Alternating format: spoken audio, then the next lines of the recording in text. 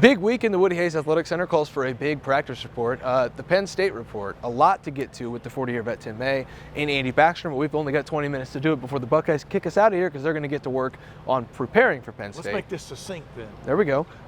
Some housekeeping. Ryan Day, no updates on any injuries to be expected. I did not expect to hear anything from him. He said he was hopeful all of the injured Buckeyes, that includes Chip Trainum, Denzel Burke, Mecca Buka, Trevion Henderson, Mayan Williams. He's hopeful they will all be back, but we don't really know.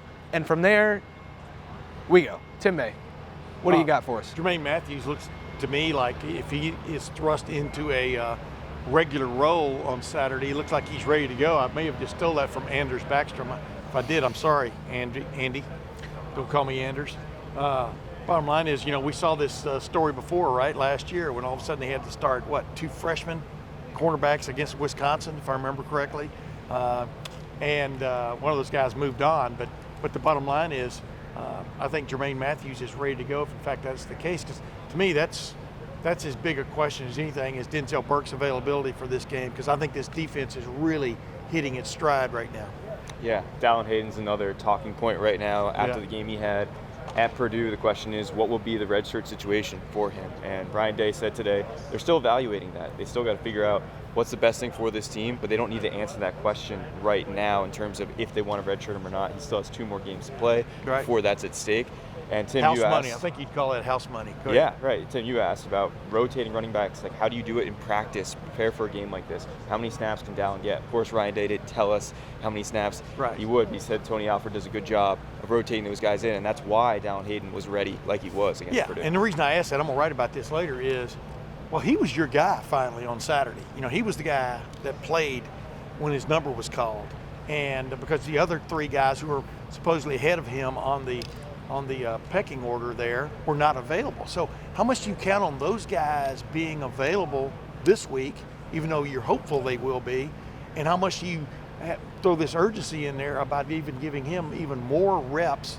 Because let's face it, he could use it in pass protection reps. I mean, because that was lacking to a certain extent on Saturday. That's been his bugaboo for a while. But that's a really interesting dynamic they have to deal with this week. My big takeaway is Ryan Day's putting more on Kyle McCord's plate. You saw it with the way that they were elevating things in the running game, doing more pre-snap stuff, giving him more of a look at what the defense is doing. I asked him about that. He said, yeah, it's all part of the progression. And then I asked him if it was on pace with Dwayne Haskins and C.J. Stroud and Justin Fields, because that's the standard that Kyle McCord has to play to. The stats don't look like that, but Ryan Day said, yeah, he's just about on pace with the offense that we're giving him compared to those other guys. That tells me that they have a lot of confidence in him to do everything he needs to do to beat Penn State. And I thought it was really interesting what he was talking about. Other things with creativity. Ryan Day was asked about the motions. He was asked about different play calls. Andy's going to have a really good film breakdown for LettermenRow.com. Make sure to go subscribe. $1 right now for a month. Or is that all? You can get an entire year for $50. It's super cheap. Wow. I just think that the creativity is coming along with this offense, and that's a byproduct of getting 6 more comfortable in the offense back under center. So that was my big takeaway from Ryan Day. But also, I thought it was really interesting, the notes about Cody Simon from Jim Knowles and giving him more and more reps.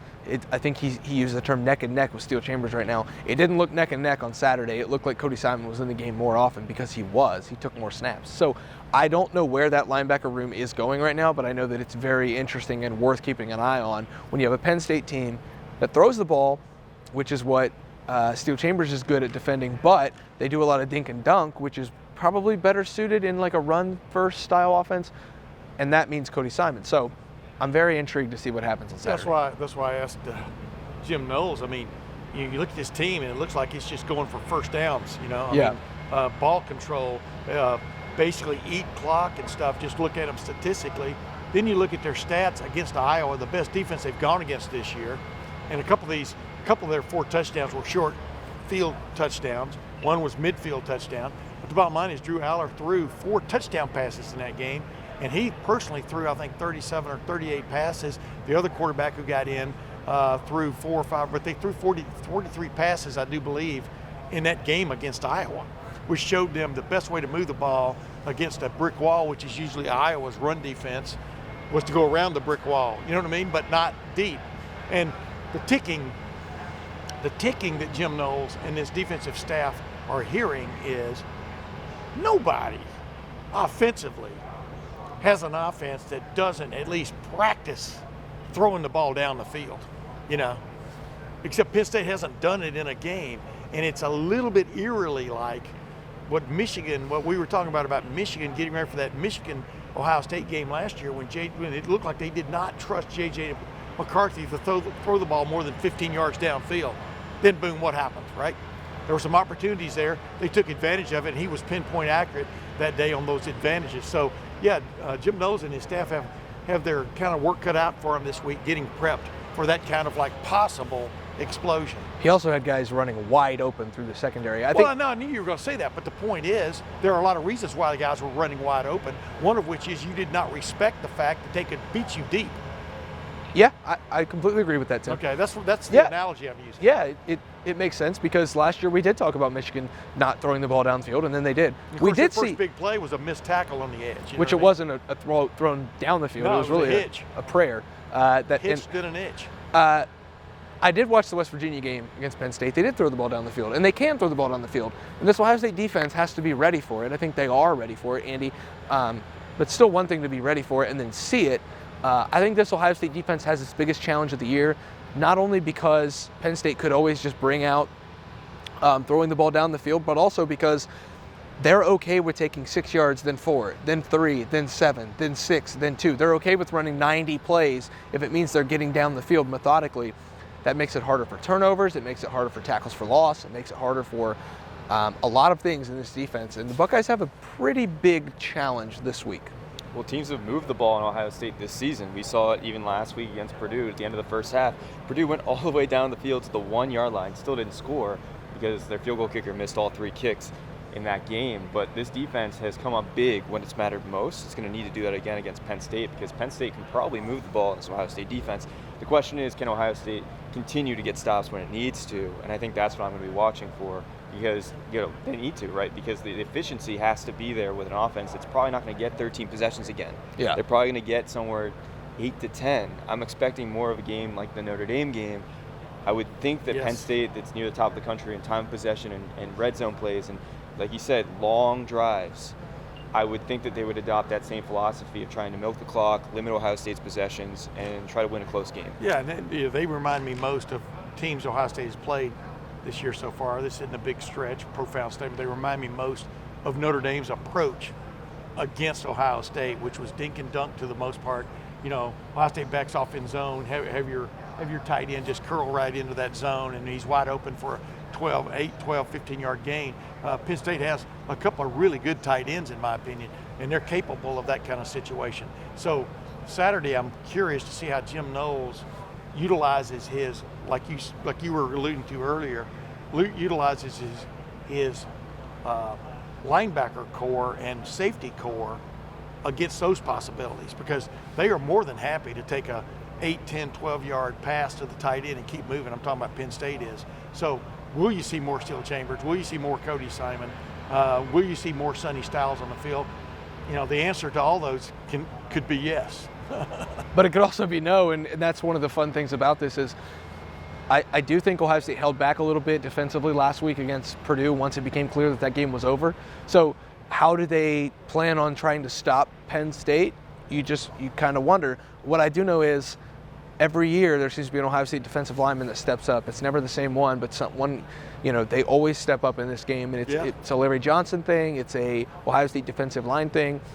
They've got a pretty big challenge this week, but I'm very curious to see who steps up. Maybe, just maybe on Friday, bold prediction will be about that. Yeah, and the thing about it is that Larry Johnson thing, ladies and gentlemen, is Larry Johnson was a long-time assistant coach over there who didn't get the call when they had to make a coaching change many years ago, because he's been here since 2014.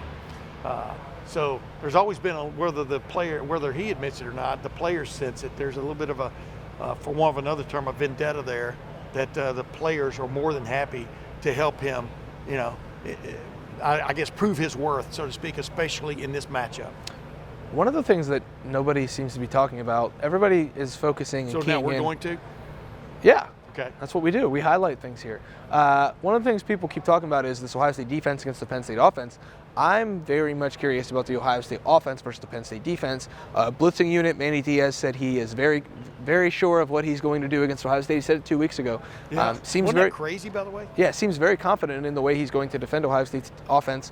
There are now talking points about if you can stop Marvin Harrison Jr., then you can shut this offense down. Well, good luck doing that. The cat and mouse game is just fun, Andy. And Ohio State's offense has got its hands full with the offensive line trying to defend this Penn State front, but also the Penn State secondary against the Ohio State offensive playmakers is going to be a lot of fun.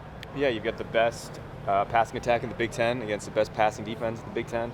Penn State's given up 1 passing touchdown all year in 6 games. It's pretty crazy.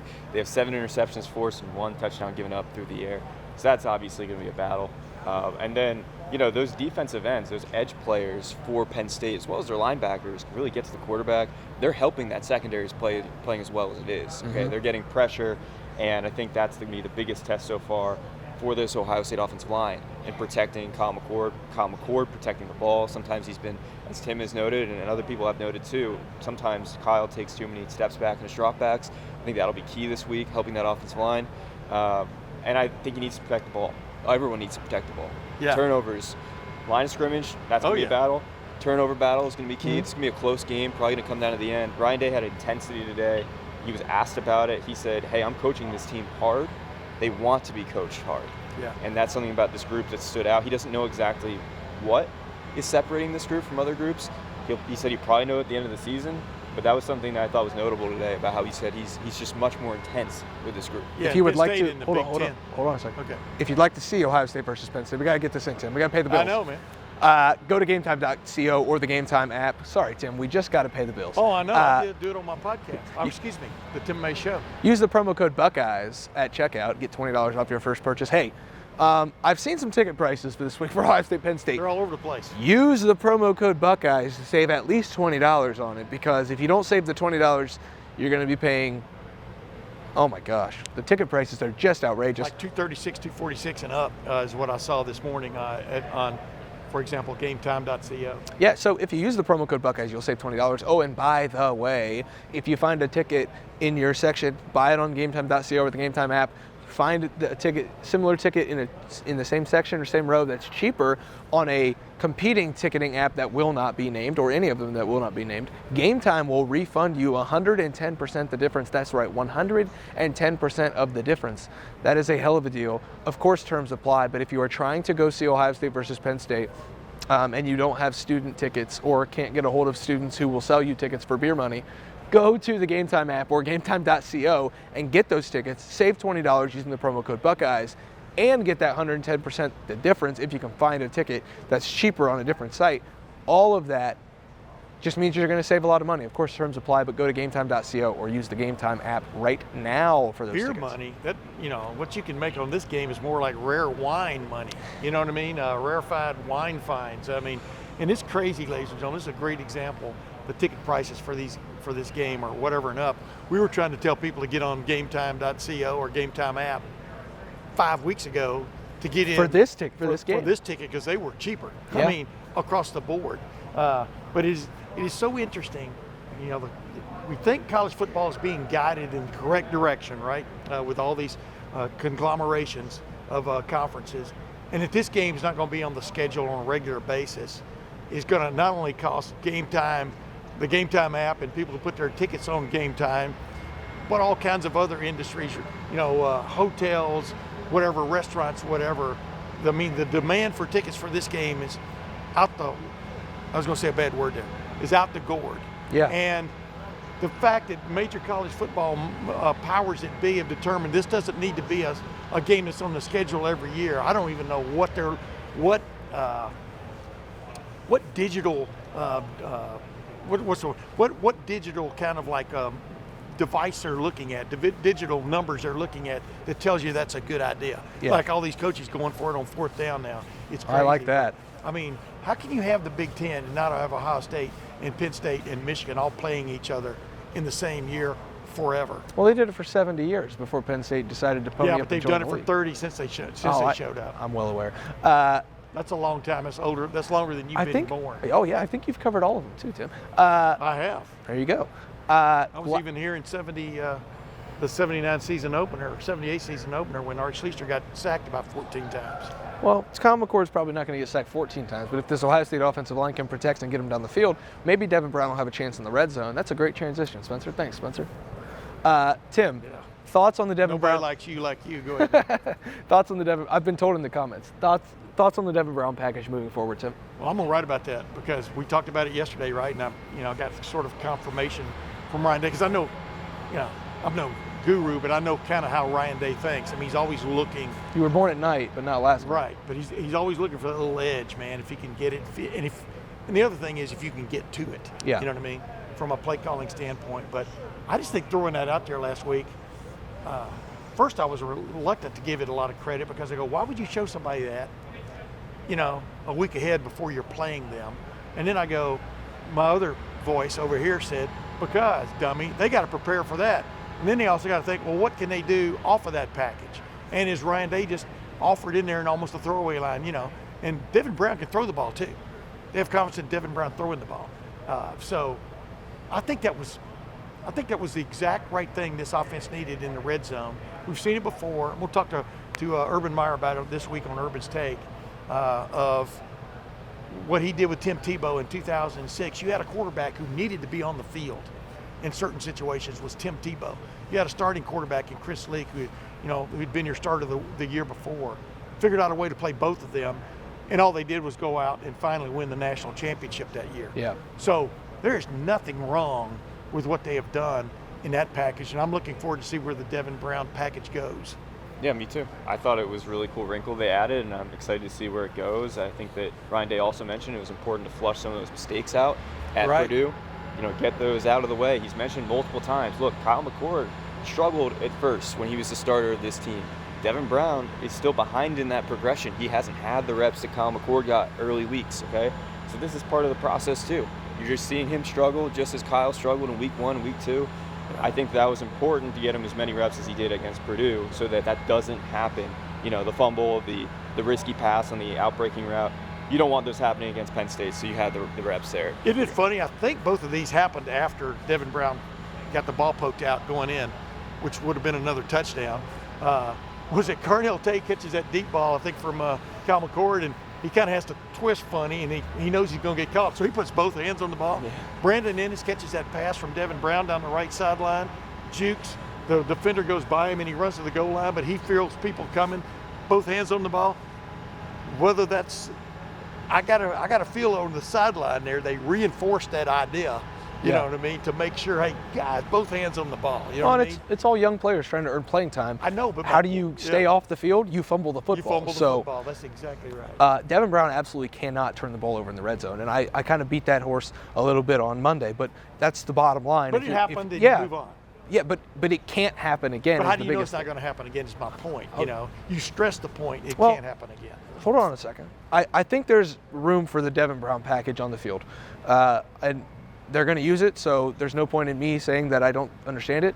But one thing that I would love to see is I would love to see Ryan Day substitute Devin Brown in there near the red zone and keep him out on the field and have both quarterbacks on at the same time. And then when he's playing quarterback, put Kyle McCord out there, because then Penn State won't be able to bring its personnel in to defend the Devin Brown run package. Then Penn State won't be able to defend these quarterbacks differently. I think that's a wrinkle that you should probably toy with to kind of game the system on the I like the wrinkle more of Devin Brown has the possibility of throwing it when he's on the field. No, I understand that. I think that there are teams are going to. I don't think this. I know this because I've watched football for a long time. You have too. Yeah. Teams are, and now that, especially with the substitution rules, teams are going to substitute in to defend Devin Brown differently than they defend Kyle McCord. So if he's out there for one additional play, just out wide, not part of the play, and you can put him at quarterback and keep Kyle McCord in there, then you don't give opponents the opportunity to sub. And so maybe that's a way that Ohio State can equate those numbers even better and game the system a little bit. But if they're substituting a linebacker type or a strong safety type, as opposed to like a, for one of another term, a nickel defense type, that's the advantage Ohio State. And we're getting ready to get kicked out of here in 3 minutes. Ohio State's about to start practice in 3 minutes. That's why we have to get out of here, and that's why we have to go get to work. Andy Backstrom, he's going to have a lot of coverage at lettermenrow.com, including a really cool film study that I'm excited to read. He's been cooking up for a while in the Ohio State running game. Tim May will have plenty of content. He's already told you about it all throughout this episode. I'm Spencer Holbrook. I will also have content on the website, lettermenrow.com. Get it all. Half off right now for 1 year. Wow. $1 for 1 month, and we'll talk about pricing after that if you're not into the whole year thing. We understand, but I encourage you to go get that deal. The big game sale at lettermenrow.com. Matt Parker on the recruiting side, it is his birthday today. Happy birthday, Matt. Happy birthday, Matt. We are very excited to celebrate with you.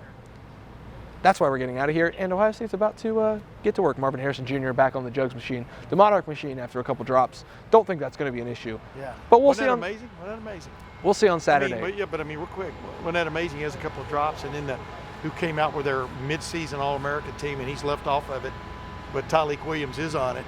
I mean, yeah, you just never know what's coming around the corner in college football. Yeah, well, there are stupid people everywhere, Tim. Yeah, there are. That's the 40-year vet Tim May. That's Andy Backstrom. I'm Spencer Holbrook. We're getting kicked out of here, so we're getting out of here. We'll see you guys on Wednesday back in this building when they let us back in.